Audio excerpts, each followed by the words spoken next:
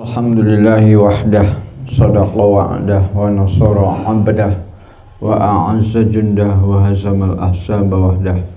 Asyhadu an la ilaha illallah, wa asyhadu anna muhammadan abduhu wa rasuluh, la nabiyya wa la rasula ba'dah.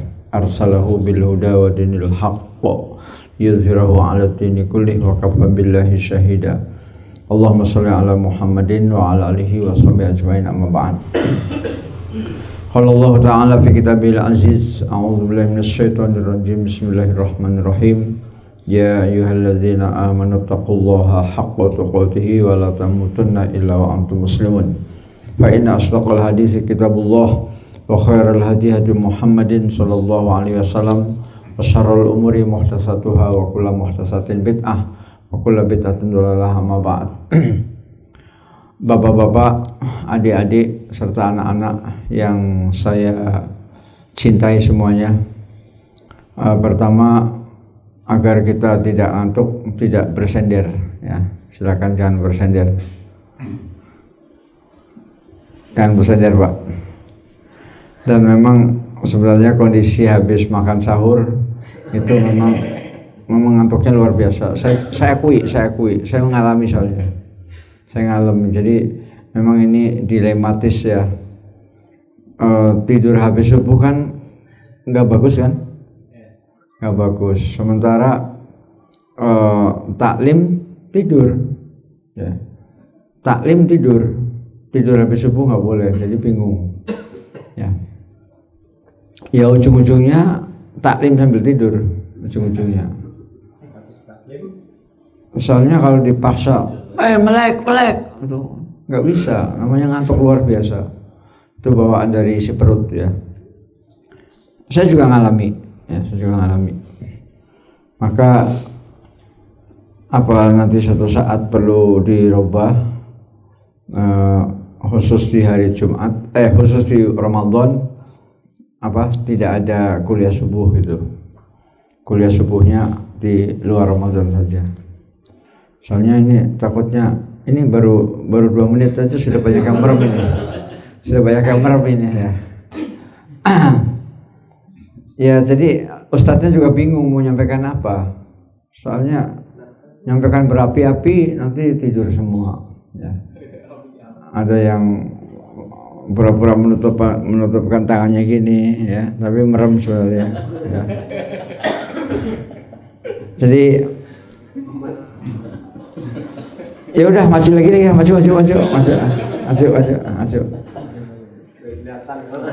Atau gini aja lah, nanti masing-masing nengok yang sebelah kiri sama sebelah kanan. Kalau tidur langsung dipijit, ya langsung dipijit gitu aja lah. Masa nyenyak? Ya mijitnya agak sakit dikit. Ya. Mari kita awali dengan basmalah. Bismillahirrahmanirrahim. Mudah-mudahan pertemuan kita ini adalah pertemuan yang diberkahi oleh Allah Subhanahu wa taala. Amin. Mudah-mudahan yang masih punya utang cepat dilunasi oleh Allah Subhanahu wa taala. Amin. Mudah-mudahan yang masih menjadi santri cepat dimudahkan Allah dalam menghafal, ya. Sehingga dari ayat ke ayat, dari surat ke surat, dari juz ke juz bisa lancar ya. Memang untuk mencapai yang mutkin betul itu memang berat, ya. Mutkin itu berarti yang hafalannya sempurna, tidak ada salah, ya. Dan itu berat sekali, ya. Ya mungkin hanya orang-orang tertentu yang dipilih oleh Allah, ya. Dan mungkin dia punya garis keturunan yang IQ-nya cerdas begitu, ya. Kalau yang biasa-biasa saja ya hafal, tapi habis itu yang di belakang lupa, itu yang wajar begitu. Yang terakhir hafal, yang di belakang lupa.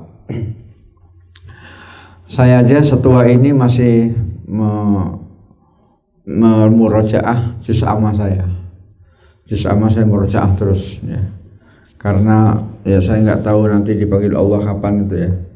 Bisa memang dipanggil Allah dalam keadaan kita zikir, ya, zikir pada Allah Subhanahu wa taala. Baik, karena ini masih dalam suasana Ramadan, maka tidak berlebihan kalau saya mengambil topik tentang Ramadan. Paling tidak untuk menambah-nambah wawasan kita ya. Saya ambilkan dari kitab adab ini. Kitab ini yang dulu banyak diperjualbelikan di majelisnya Ustadz Umar Mita ya. Jadi ketika saya berkunjung ke majelisnya Umar Mita, itu ada timnya di pintu itu jualan buku ini ya. Dan konon kabarnya kata timnya itu bahwa isi buku ini yang paling banyak disampaikan oleh Ustadz Umar Mita ya, isinya. Ya tentu yang beliau pegang itu yang Arab gundul ya, yang Arab gundul, bukan yang kayak gini, bukan. Ya, tapi sama ya. Yang saya pegang ini terjemahannya, yang beliau pegang itu aslinya. Ini dalam membahas sebuah topik itu memang boleh dikatakan sempurna ya. Adab-adab siam aja ada 21 adab-adab saum, adab-adab siam ya. Di antara yang pertama adalah niat ikhlas karena Allah Subhanahu wa taala. Di mana niat itu menentukan apakah sah atau tidaknya saum kita. Ya. Kalau tanpa niat maka tidak sah. Ya. Karena kan ada syarat sah, ada yang dapat pahala ya. Kalau urusan pahala itu berarti urusan apakah kita banyak melakukan hal-hal yang merusak puasa atau tidak ya, itu urusan pahala. Kalau kita banyak melakukan hal-hal yang merusak puasa, ya otomatis pahalanya berkurang ya. Di antaranya berdusta, berbohong ya. Jadi kalau kita menghindari hal-hal yang merusak, hal-hal yang makruh, yang merusak tuh, insyaallah pahala kita bisa bertambah, apalagi ditambah dengan mengamalkan yang sunnah-sunnah. Jadi yang makruh ditekan, yang sunnah ditambah, maka pahala. Itu topik tentang pahala ya. Tapi kalau topik tentang sah tidaknya berarti berkaitan dengan syarat sah orang berpuasa dan rukun puasa. Syarat sah dan rukun. Syarat sahnya ya pertama muslim Islam dulu. Yang kedua akalnya sehat, waras ya, tidak gila ya, tidak sinting ya, tidak pikun, tidak ya, akalnya normal. Kemudian balik artinya sudah meninggalkan masa anak-anak ya. Nah, jadi kalau masih anak-anak berarti belum wajib ya, belum wajib. Balik itu cirinya adalah laki-laki sudah mimpi basah ya. Perempuan sudah datang haid atau men. Nah, meskipun anak kecil belum wajib, tapi boleh berpuasa, boleh ya. Bahkan itu untuk tarbiyah bagus, untuk pendidikan ya. Adik ini umurnya berapa, Dek? 12 ya. Belum mimpi basah ya. Nah, jadi syarat yang pertama muslim, Islam. Syarat yang kedua berakal sehat, akalnya waras, akalnya. Syarat yang ketiga sudah meninggalkan masa anak-anak, sudah balik. Kemudian syarat keempat sudah masuk bulan Ramadan. Jangan puasanya di bulan Sya'ban, nggak sah. Ya. Kalau mau puasa Ramadan ya harus sudah masuk bulan Ramadan. Sama dengan sholat duhur. Boleh nggak sholat duhur jam 10? Nggak boleh, ya harus sudah masuk waktu zuhur baru sholat. Ini juga begitu. Boleh nggak kita saum Ramadan di luar Ramadan? Nggak boleh kan? Harus sudah masuk Ramadan. Saya kira itu yang pokok untuk syarat ya, syarat. Tentu ada tambahan dari para ulama yaitu kuat. Ya, sebab kalau lemah maka tidak wajib berpuasa. Kalau lemah itu berarti lemah secara fisik ya. Jadi jangankan puasa, tidak puasa saja dia lemes ya, bahkan mungkin nggak bisa jalan, atau mungkin dia tergeletak di tempat tidur, baik di rumah maupun di rumah sakit, tergeletak dengan penyakit yang tidak ada harapan sembuh, maka yang seperti itu tidak wajib ya. Yang wajib adalah yang sehat, yang kuat. Ya, mulai memijit kiri kanannya, yang kelihatan ngantuk dipijit. Ya. Salah satu kriteria yang ngantuk biasanya nunduk. Ya. Baik. Nah, itu syarat sahnya. Kemudian yang termasuk bagian dari penentuan sah tidaknya saum kita adalah rukun. Rukun saum dua. Yang pertama adalah niat. Niat itu rukun niat. Dan niat saum wajib, saum Ramadan itu niatnya harus malam hari. Ya. Tidak boleh pagi-pagi. Contoh. Ada seseorang tadi malam bilang gini, saya besok nggak puasa. Kenapa? Mau ke Padang, mau safar jauh. Nah, berarti malam itu dia berniat untuk tidak puasa. Ya. Tahu-tahu habis sholat subuh seperti sekarang ini, habis sholat subuh dapat telepon dari Padang. Udah, nggak usah ke Padang. Ini barangnya sudah diantar pakai kurir, nggak usah diambil. Waduh, saya tadi malam udah nggak niat puasa. Udahlah kalau gitu sekarang saya niat puasa. Itu nggak sah. Jadi puasa Ramadan niatnya pagi seperti seperti sekarang, maka tidak sah.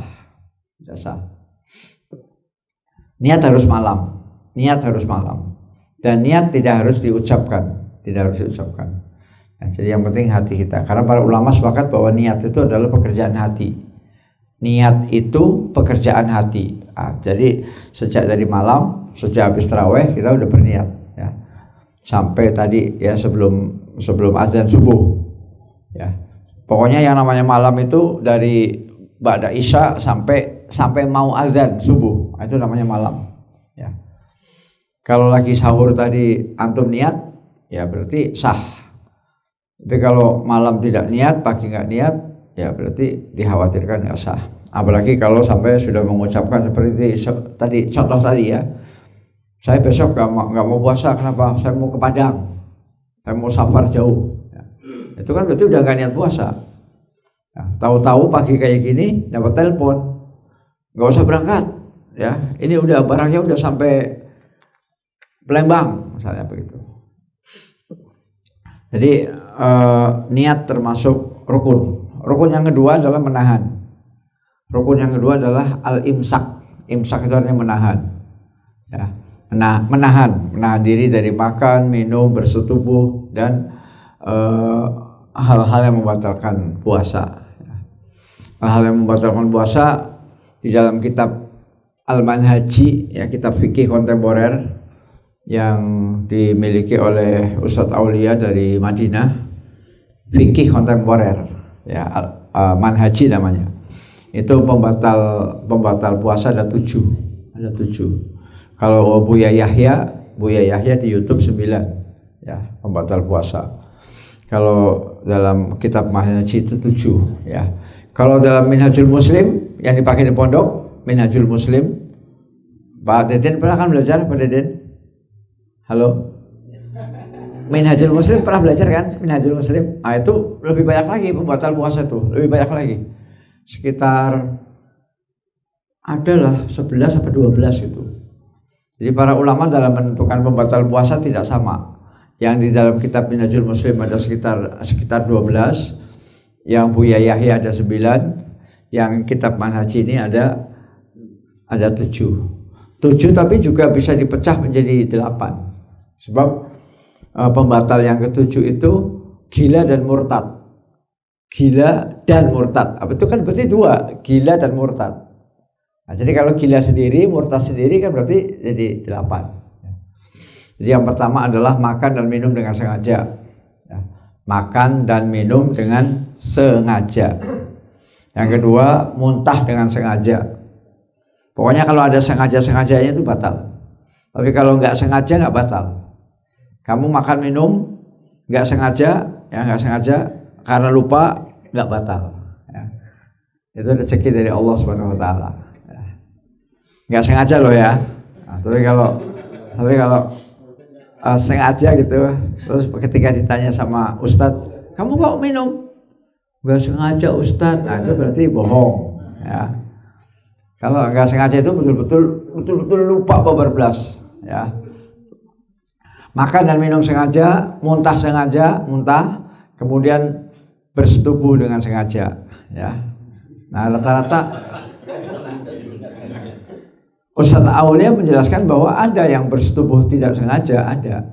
Karena dia menganggap bukan bulan puasa. Ya dia mungkin rutin aja. Dia lupa semua bahwa hari ini saum, lupa. Dia melakukan hal yang seperti biasanya, tahu-tahu setelah selesai baru sadar. Ya, bisa. Nah, kalau saya berpendapat pasti salah satunya itu ingat. Pasti salah satunya. Kalau enggak bapaknya ibunya ya. Kalau enggak papahnya mamahnya, pasti salah satunya ingat. Ya. Kiai, ini kita lagi Ramadan. Oh iya. Nah, pasti salah satunya ingat. Salah satunya itu ingat. Kalau saya pribadi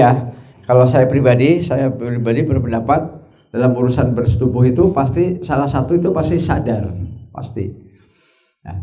Kecuali yang satu sedang tidur kemudian dipaksa, ya lagi tidur pulas kemudian dipaksa, maka berarti nanti yang kena kifarat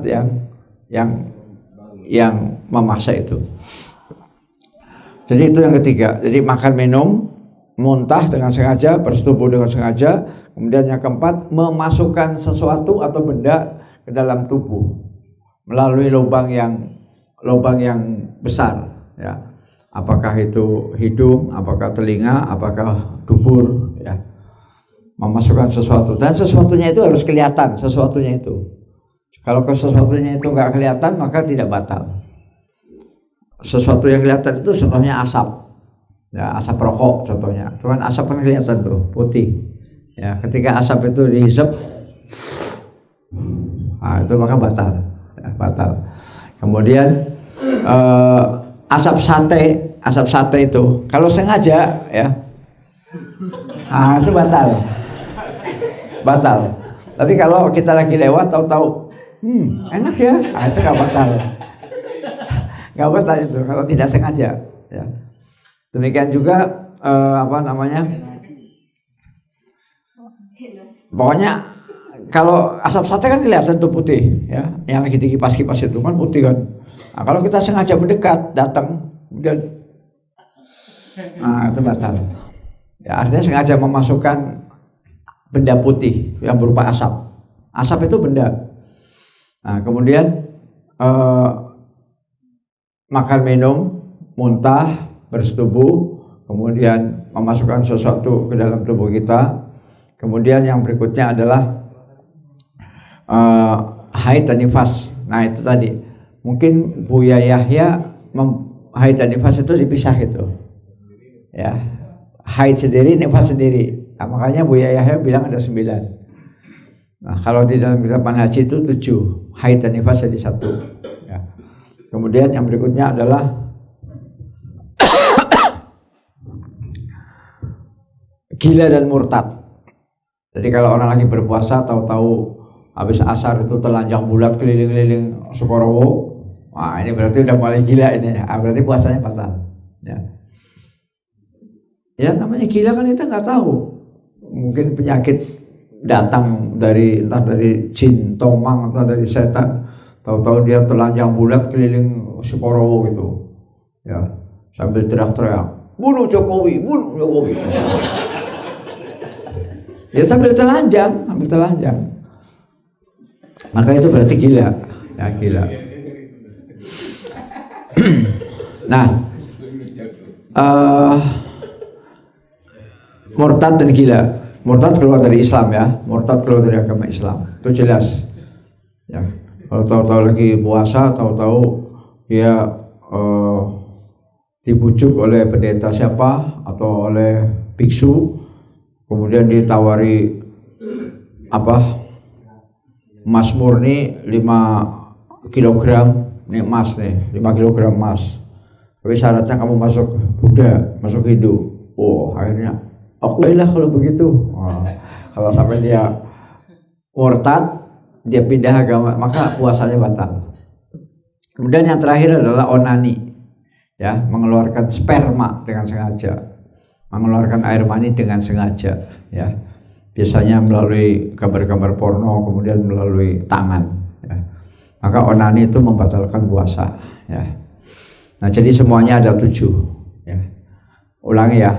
Makan minum dengan sengaja, muntah dengan sengaja, bersetubuh dengan sengaja, memasukkan barang dalam tubuh, ke dalam lubang tubuh kita, kemudian murtad dan gila, kemudian haid dan nifas, kemudian yang terakhir adalah onani, mengeluarkan sperma dengan sengaja. Nah, jadi rukun daripada saum adalah menahan dari hal-hal tadi. Nah, ketika syaratnya terpenuhi, ketika rukunnya terpenuhi, maka puasanya sah sahnya. Nah, kemudian bab yang kedua adalah pahala. Ini bab lain. Ada orang yang puasanya sah tapi nggak dapat pahala, ya. Ada yang puasanya sah, pahalanya banyak. Ada yang puasanya sah, pahalanya setengah, ya. Jadi kita sahnya dulu, habis itu pahala. Nah, pahala ini nanti tergantung kepada sejauh mana dia menjauhkan hal-hal yang makruh, hal-hal yang dibenci, hal-hal yang dilarang. Sejauh mana dia menjauhi perbuatan itu. Ya. Semakin banyak dia melakukan hal-hal yang makruh, maka semakin berkurang pahalanya. Ya.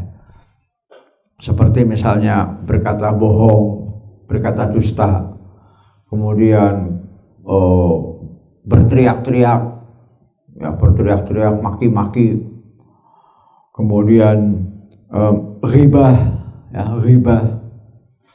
kemudian adu domba, kemudian pacaran, ya, terus lihat gambar-gambar porno di YouTube, ya, itu jelas itu mengurangi.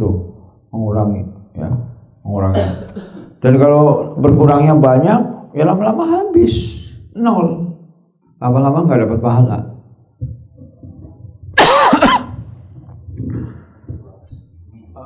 Demikian juga telinganya mendengarkan musik, ya, mulai dari musik dangdut sampai musik pop, ya.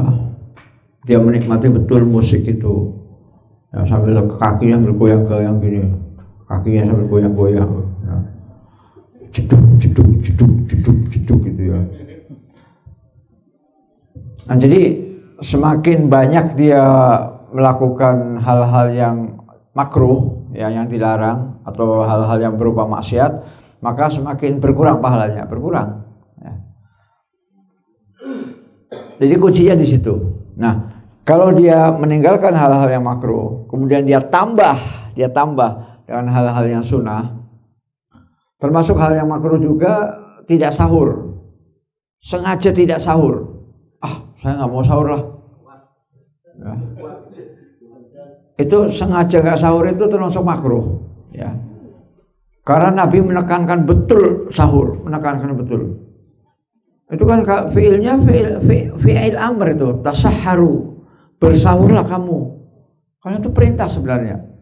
Walaupun perintahnya tidak wajib, ya, tapi itu udah mendekati wajib. Maka yang tidak mau sahur itu termasuk makruh. Karena Nabi menekankan bersahurlah walaupun hanya dengan sebutir korma, walaupun hanya dengan seteguk air. Pokoknya sahur, ya. Tidak harus nasi segini, tidak. Jadi sengaja mengatakan saya nggak perlu sahur, itu udah pelanggaran. Duduk. Ya. Nanti tidurnya di warung kopi aja. Ya. Kemudian sengaja melambatkan berbuka, itu juga termasuk makruh. Aku masih kuat kok. Mas buka. Enggak, saya nanti aja. Bukanya jam 9 malam. Itu termasuk, bahkan Ustadz Aulia mengatakan itu puasanya tidak sah. Bukan hanya pahalanya hilang, tapi puasanya tidak sah. Karena menahan diri dari tidak makan minum bersubuh itu dari terbit fajar sampai maghrib. sampai maghrib saja, harus segera diakhiri puasanya itu, meskipun hanya dengan seteguk air, gelap, ya. Jadi mengakhiri puasa itu merupakan satu bagian dari definisi puasa, bagian dari apa definisi itu apa sih? Takrif definisi. Karena puasa itu dari terbit fajar shodiq, ya azan subuh, masuk waktu subuh sampai maghrib. Selain itu bukan puasa Ramadan, bukan puasa ngarang. Maka menunda berbuka dengan sengaja itu bisa membuat puasanya tidak sah. Bukan hanya pahalanya berkurang, tidak sah. Maka kalau maghrib segera cari pembatal. Ya, apa saja walaupun hanya kurma 1. Maka kalau kita menjadi musafir sering pergi, sering jalan seperti Kiai Jasril itu, ya di kantongnya harus ada kurma walaupun hanya 2-3 biji, ya. Sehingga pas kebetulan di jalan, warung jauh, nggak bawa uang, bensin habis, warungnya jauh, nggak ada uang, maka di kantong, ada kurma, langsung buka, ya. Jadi untuk membatalkan, sekedar untuk membatalkan aja, batal, ya. Jadi itu sengaja tidak sahur itu merupakan pelanggaran atau makruh. Sengaja tidak mau bukanya nanti jam 9 malam itu justru merusak definisi puasa dan puasanya tidak sah, ya. Nah, jadi hal-hal yang merusak itu kita jauhi, terutama mulut, ya, kemudian mata, ya. Mata jangan sampai melihat hal-hal yang dilarang, ya. Di dalam kitab ini ditekankan masalah mata ini serius, ya. Saya baca nomor 9, ya. Menjaga anggota tubuh ketika berpuasa. Jadi anggota tubuh dijaga. Ketika berpuasa adalah seseorang menjaga anggota tubuhnya, terutama mata. Jelas di sini. Saya kasih stabilo, ya, stabilo biru. Terutama mata, karena mata bisa menimbulkan bahaya yang sangat besar. Bukan sangat besar. Itu kasihan amat tidur. Nggak sahur dia, ya? Ya nggak sahur. Adek nggak sahur, Dek. Yang senderan, Dek, yang senderan. Kalau senderan nanti memang tambah ngeleker. Ya. Jadi di sini disebutkan menimbulkan bahaya yang sangat besar, bukan besar, sangat besar. Maka wajib pendudukannya dari apa-apa yang diharapkan oleh Allah Subhanahu wa taala. Baik melihat cewek yang aduhai, ya, maupun gambar-gambar yang porno. Terus sementara tutup dulu gambar-gambar porno. Nanti kalau habis lebaran baru tutup selamanya. Ya. Sementara tutup dulu, Nanti habis lebaran baru tutup selamanya. Ya. Sama dengan merokok, ya. Untuk bulan Ramadan itu sementara merokok dihentikan dulu. Nanti habis lebaran berhenti selamanya, ya. Maka wajib pendudukannya dari hal-hal yang diharamkan, ya. Jadi kalau ada cewek lewat, apalagi ceweknya agak-agak ketat pakaiannya, kemudian jalannya agak goyang-goyang, kemudian betisnya kelihatan, rambutnya kebuka, maka langsung kita jangan lihat. Kalau lihat maka akan terjadi ser itu, ya. Itu nanti akan merusak puasa. Teristimewa pada zaman tersebarnya wanita-wanita yang memamerkan aurat di negeri-negeri Islam. Jadi yang memamerkan aurat itu bukan hanya di negeri kafir. Kalau di negeri kafir itu udah nggak usah dibahas. Ini negeri Islam, ya. Negeri yang mayoritas penduduknya Muslim, baik itu di Saudi Arabia, ya, di Jeddah, di Riyadh, apalagi di Uni Emirat Arab, apalagi di daerah-daerah sekitar, ya, pinggiran Arab Saudi lah, Irak segala macam. Bahkan orang-orang Kristen di Pakistan, orang Kristen di Pakistan itu pakai kerudung, pakai kerudung. Orang Nasrani, orang Kristen itu pakai kerudung di Pakistan. Ya, saya pernah lihat di TV Pakistan. Saya pernah buka TV Pakistan.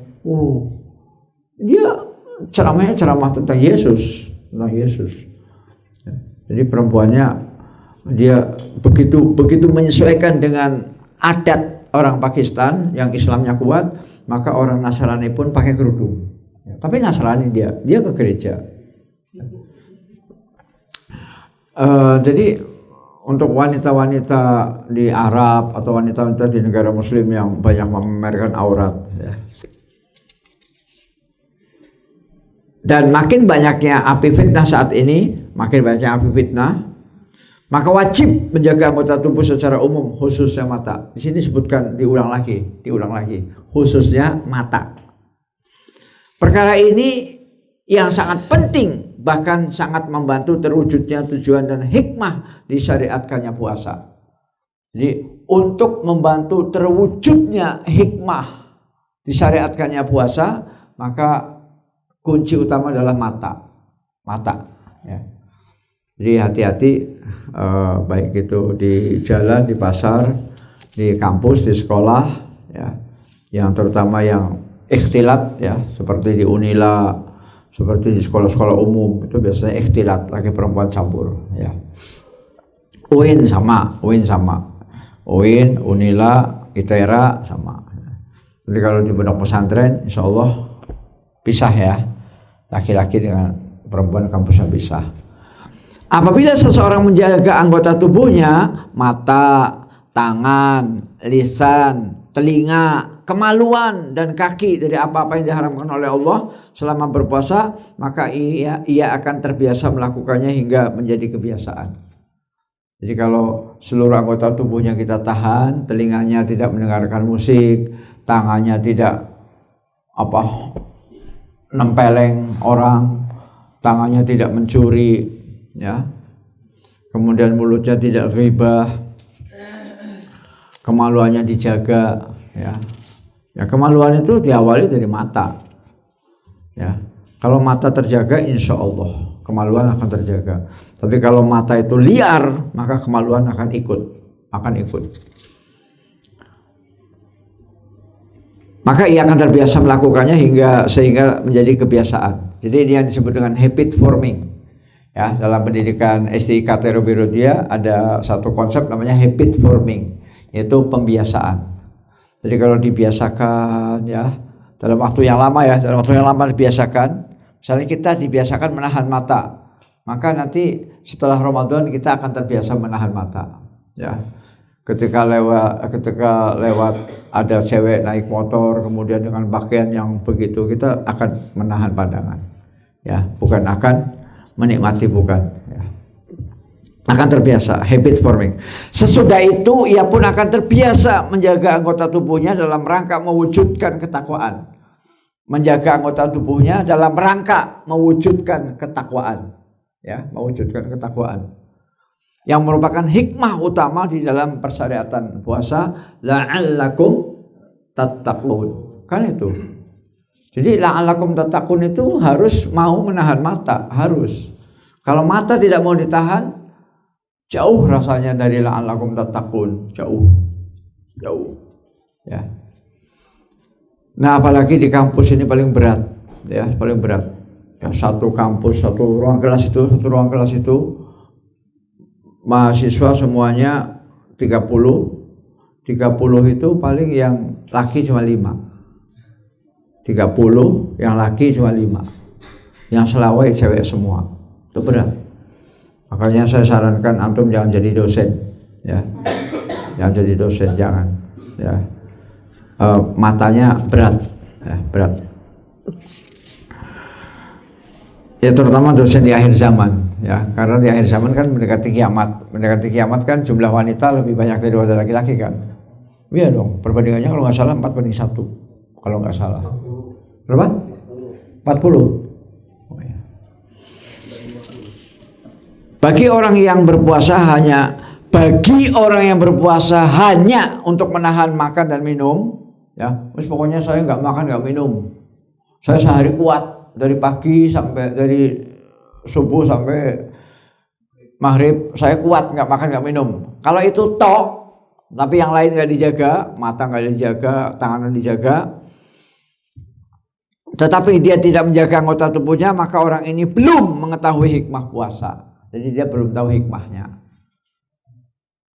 Kalau hanya sekedar tidak makan tidak minum berarti dia belum tahu hikmahnya apa.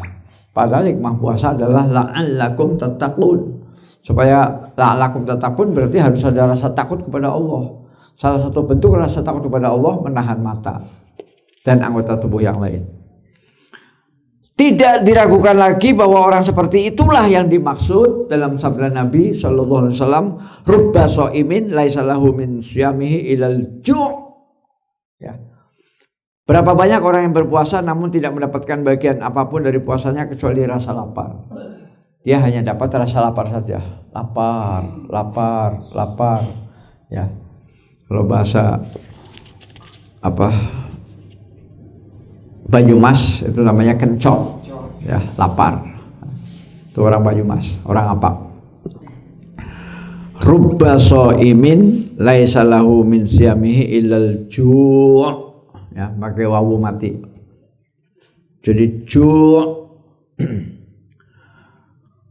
berapa banyak orang yang berpuasa namun tidak mendapatkan bagian apapun dari puasanya. Jadi nggak dapat pahala apa-apa kecuali yang dia rasakan lapar, lapar, lapar. Orang yang berpuasa adalah menahan pandangan dari apa-apa yang diharapkan Allah serta menjaga lisannya dari ghibah, menggunjing. Ya, insya Allah kalau kawan-kawan di LPJKU ini nggak ada ghibah lah, nggak ada. Yang paling banyak ghibah itu takmir masjid, itu banyak itu. Habis sholat nggak langsung pulang, habis sholat nggak langsung pulang, duduk melingkar. Duduk melingkar itu kirain ngaji itu, bukan ngaji, menceritakan tentang si A, sedang mengkulitin si A itu. Ya, misalnya si A ini susah amat sih diajak ikut tahsin, ikut tahajud nggak mau, terus cerita si A ini kenapa sakit terus? Karena maskeran terus. Ya jelas lah sakit-sakitan nggak sembuh-sembuh. Ya kenapa? Udara kotor yang dikeluarkan dari hasil respirasi, dari hasil pernafasan mengeluarkan CO2, ya CO2 kan racun. Baru keluar dihisap lagi, ya jelas lah sakit terus. Karena maskeran terus. Itu dibicarakan di masjid, berarti kan ghibah. Itu paling gampang ghibah itu di masjid ya. Karena apalagi takmir masjidnya kebanyakan pensiunan, lebih mudah lagi ghibah ya. Karena apa? Pulang juga nanti diomelin sama istri ya. Pulang dimarahin sama istri ya, karena memang istrinya itu hobi ceramah di rumah itu. Akhirnya daripada pulang mendingan di masjid. Ya, kan udah gak ada kerjaan, namanya pensiunan ya. Akhirnya karena gak ada pekerjaan lebih baik di masjid, tapi di masjid ghibah ya. Itu sering benar ya. Dan saya sering menyaksikan. Saya tinggal pergi aja kalau gitu, saya tinggal pergi. Dikasih tahu ya marah. Jadi ghibah itu gampang dilakukan oleh bapak-bapak takmir masjid yang sudah pensiunan ya. Kalau yang aktif-aktif kayak antum-antum ini insya Allah nggak ada ghibah ya. Karena kerjaan numpuk kan, harus ke sana, harus rapat ya. Ini yang banyak ghibah itu yang nganggur, pensiunan. Ghibah, menggunjing, kemudian namimah, mengadu domba, dan perkataan dusta. Terakhir pada pagi hari ini ya. Malam yada' qaulaz zuri wal amala bihi falaysa lillahi hajatun fi ayyada'a ta'amahu wa syarabah. Barang siapa yang tidak meninggalkan perkataan palsu atau dusta, bahkan melakukannya ya. Artinya dia berkata palsu, berkata dusta, maka Allah tidak butuh ia meninggalkan makan dan minumnya ya. Jadi kalau mulutnya berkata dusta, maka puasanya tidak dibutuhkan sama Allah. Nah, mungkin ini saja para ikhwan fillah arsyadakumullah.